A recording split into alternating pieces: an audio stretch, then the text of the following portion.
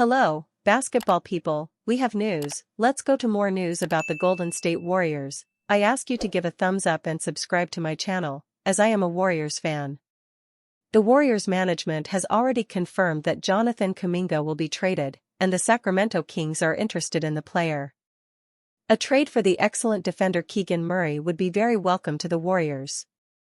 The 17-16 Golden State Warriors have yet to escape mediocrity throughout the 2025-26 NBA season as the February 5 trade deadline continues to inch closer. Through 33 games, head coach Steve Kerr's fading dynasty has done little to provide their legendary 37-year-old guard Stephen Curry with suitable supporting pieces.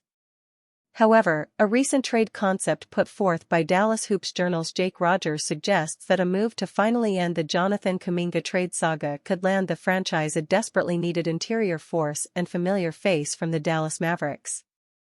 The Dallas Mavericks and Golden State Warriors are each facing inflection points shaped less by record than by direction, Rogers wrote Sunday.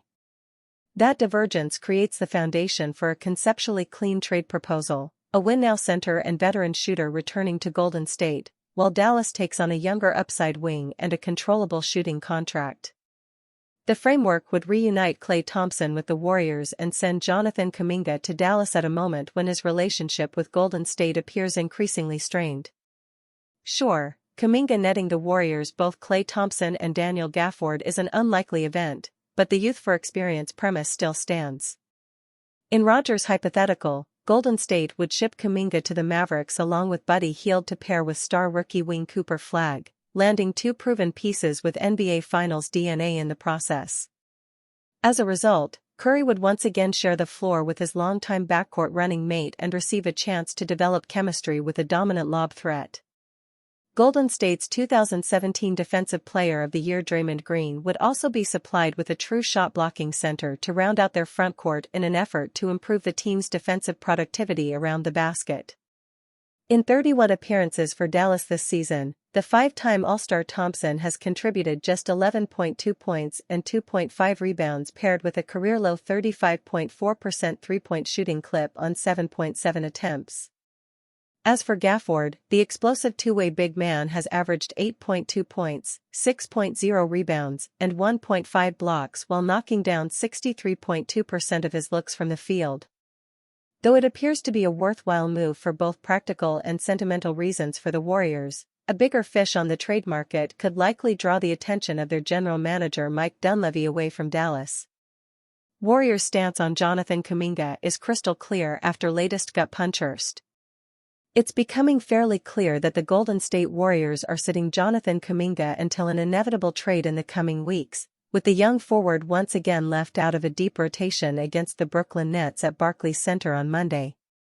Kuminga has now racked up 4 straight DNPs and 7 in his last 8 games, having also sat out a game during that period through illness. The latest gut punch comes in that the Warriors used all but one of their 14 players against the Nets, with Kuminga the only available piece left rotting on the bench throughout the entirety of the game.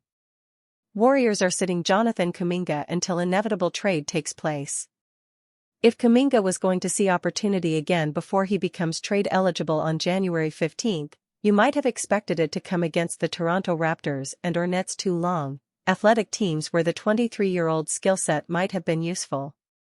Alas, that wasn't the case despite Steve Kerr cycling through all his rotation options in Brooklyn.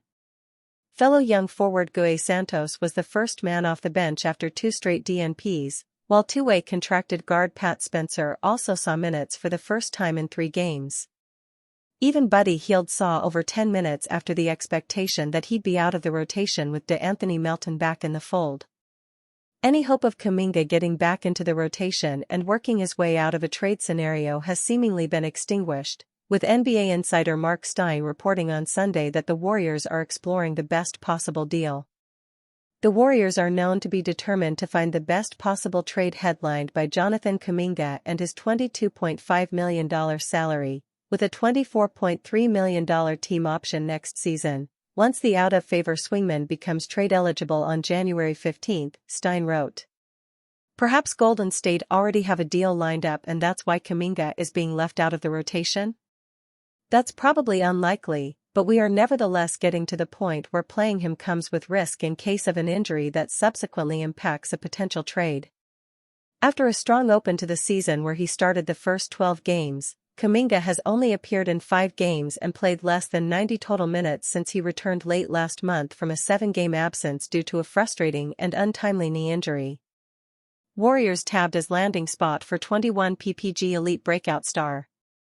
The Golden State Warriors are in the final chapter of their dynasty led by superstar Stephen Curry, and while the franchise has made efforts in the past to draft top talent to keep their historic run going, a majority of their picks over the last few years haven't panned out as planned. However, if the Warriors' middling record continues this year, they could be in line for a higher draft pick in the upcoming 2026 NBA draft, with a class that features some of the best talent in recent memory. According to a recent mock draft on Bleacher Report by Jonathan Wasserman, Golden State is expected to pick Cameron Carr from Baylor University. His combination of shot-making and explosive bounce creates a projectable off-ball scoring wing, he wrote on the dynamic guard. Though not tight or creative with his handle, Carr manages to get himself looks just by using his first step, long strides, and serious elevation on his pull-ups, followaways and 3-ball. The 6 feet 5 inches guard has been a breakout star this college basketball season, putting up a career-high 21.3 points per game, which ranks 13th in the nation, along with 5.7 rebounds and 2.3 assists, and 1.8 blocks on 57.5% shooting in 12 appearances so far this year. Warriors expected to pick Cameron Carr in mock draft. While the draft is still many months away, the Warriors adding a player like Carr could do wonders for their scoring trouble that's been seen so far this season. With a meteoric rise, Carr is putting up by far the best numbers of his college career in what is his first season with Baylor after transferring from Tennessee, where he played his first 2 years. After putting up 1.6 points and then 4.8 points per game in his freshman and sophomore seasons with the Volunteers, Carr has seen one of the biggest jumps in scoring in men's college basketball, now top 15 with his 20-plus point scoring average. As a prospect, Carr brings a lot to the table.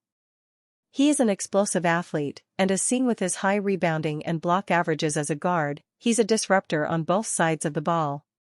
Carr is shooting 41% from three-point range this season, and while there are still questions about whether he can continue that mark at the NBA level, his shot-making prowess has been on full display at Baylor.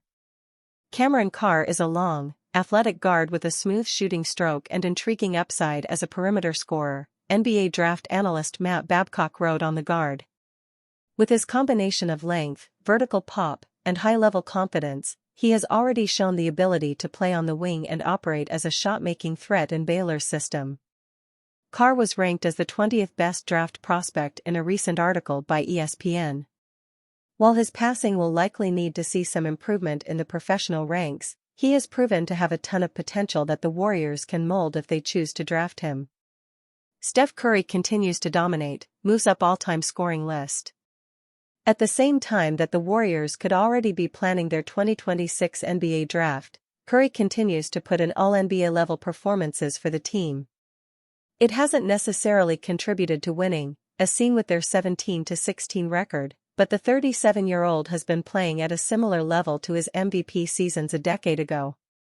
Most recently, after dropping 27 points on 53.3% shooting in a win over the Brooklyn Nets, Curry passed Hall of Famer Kevin Garnett on the NBA's all-time scoring list.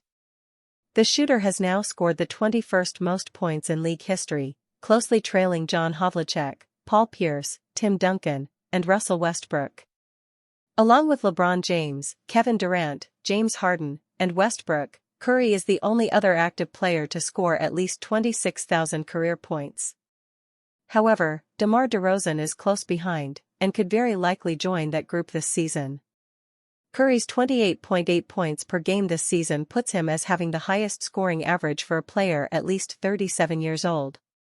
Going from a questionable point guard prospect with major ankle injury concerns to a four-time champion heralded as the best shooter in basketball history, Curry continues to put in dominant individual performances despite being in his 17th season. Zach Lowe casts doubt on Anthony Davis Warriors trade due to Draymond Green fit. As speculation continues around whether the Golden State Warriors could pursue a blockbuster trade for Dallas Mavericks star Anthony Davis, NBA analyst Zach Lowe expressed significant skepticism about the feasibility of such a move, pointing to roster fit and financial realities as major obstacles.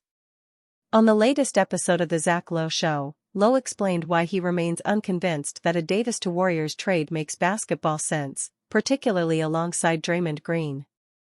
"Yes, to get AD it has to be Kuminga plus a big salary or Jimmy Butler alone," Lowe said. "And if you're going to get AD, there are two realities you have to accept. Number one is he's injured a lot, and number two is his jump shot is broken and has been broken since the bubble. And so the idea that you're going to put him on a team that already struggles for shooting, the Warriors, when they play Draymond and Butler, it's hard to throw another non-shooter into that equation. Which is why Kuminga hasn't played." Lowe's comments centered on spacing concerns and lineup balance, a recurring issue for Golden State when pairing Green with other limited shooters. The Warriors have already navigated those challenges this season, particularly in lineups featuring Green and newly acquired Jimmy Butler III. Davis, 32, has remained productive when available. This season, he is averaging 20.5 points, 10.9 rebounds, 2.8 assists, 1.6 blocks, and 1.3 steals per game while shooting 52.1% from the field and 32.3% from three-point range across 16 appearances, playing 29.9 minutes per contest. His latest setback came on Christmas Day, when he suffered a right groin strain during Dallas' 126-116 loss to the Warriors. From a contractual standpoint, Davis represents a massive commitment. He is in the first season of a 3-year, $175.6 million contract, earning $54.1 million this season. The deal includes a player option for the 2027-28 season worth $62.7 million, a structure that would require any acquiring team to weigh long-term flexibility against immediate impact. Any Warriors' pursuit of Davis would almost certainly involve Jonathan Kuminga. The 22-year-old forward remains one of Golden State's most valuable trade assets and is currently averaging 12.4 points, 6.3 rebounds, and 2.6 assists per game while shooting 43.8% from the field and 32% from three across 17 games, playing 25.6 minutes per contest. Kuminga is in the final guaranteed year of his rookie contract, earning $7.6 million this season, with a $24.3 million team option for 2026-27 looming large in roster planning. Green, 35, continues to anchor Golden State defensively but remains a spacing concern. He is averaging 8.5 points, 5.9 rebounds, and 5 assists per game while shooting 41.5% from the field and 33.3% from three across 27 games, playing 27.2 minutes per contest. Green is earning $25.8 million this season and holds a $27.6 million player option for next year ahead of potential free agency in 2027-28. Butler, acquired from the Miami Heat at the February trade deadline, has provided scoring stability. He is averaging 19.7 points, 5.6 rebounds, 4.9 assists, and 1.4 steals per game while shooting 51.6% from the field and a career-high 41.7% from three across 29 games, playing 31.6 minutes per contest. Butler is earning $54.1 million this season and is set to make $56.8 million next year before free agency. Golden State, 17-16, will look to build on its recent momentum after a 120-107 win over the Brooklyn Nets when it faces the Charlotte Hornets, 11-21, on Wednesday at 1 p.m. Eastern Time on NBA TV to conclude a 3-game road trip. Dallas, 12-22, meanwhile, will attempt to halt a 3-game losing streak Thursday night against the Philadelphia 76ers, 16-14, at 8:30 p.m. Eastern Time on NBA TV as it opens a 2-game homestand. For now, Lowe's assessment suggests that while the idea of adding Davis may be tantalizing, the Warriors' roster construction and financial commitments make such a move far more complicated than it appears on paper. Warriors 4-time NBA champion coach leaving for WNBA after contest versus Nets. The Golden State Warriors coaching staff will look slightly different at the conclusion of the franchise's Monday night contest versus the Brooklyn Nets. A four-time NBA champion coach is slated to depart for the WNBA after spending 13 years with the Dubs. Tonight is Chris DeMarco's final game as assistant coach for the Golden State Warriors, the organization wrote on X/Twitter. Wishing you all the best of luck as the new head coach of the New York Liberty. The Liberty hired DeMarco to replace Sandy Brondello on December 3, but the 40-year-old still could support Steve Kerr and the Warriors until the deal became official. Now that DeMarco is fully on board, he'll get a chance to help Golden State secure one final victory before taking his talents to a different professional basketball league. DeMarco became an assistant for the Warriors in 2012, and based on the franchise's dominance in the mid to late 2010s, it's safe to say he didn't disappoint in his role. The Appleton, Wisconsin native played a pivotal role in the Warriors' dominant dynasty before, during, and after the Kevin Durant era. Golden State won 2 titles with Durant and 2 without, allowing them to bolster their previously lackluster championship resume. While DeMarco has never served as a head coach, his impressive stint with the Dubs should give the Liberty reason to be optimistic about the future.